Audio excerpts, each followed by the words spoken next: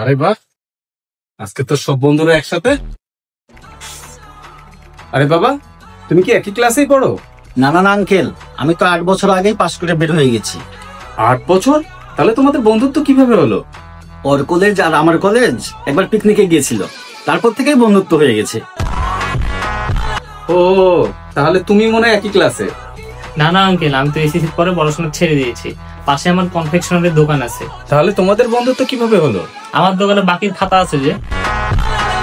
ও, তোর তো শহরের বাইরে বন্ধুত্ব বানানো বাকি আছে, ওটাও তাহলে বানায় নে। আঙ্কেল আমি আছি। ও, তাহলে তোমাদের বন্ধুত্ব হলো কি করে? আমরা একই দোকানে চা খাই যে। কিন্তু আমি তো ওকে শহরের বাইরে যেতে দেই না। আঙ্কেল আমি আসি যে।